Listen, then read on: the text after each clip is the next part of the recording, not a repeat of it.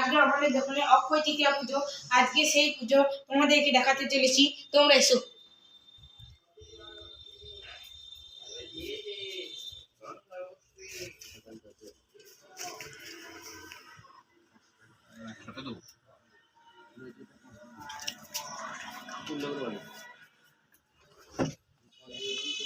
এবং এই দোকানে পুজো দেখাচ্ছি।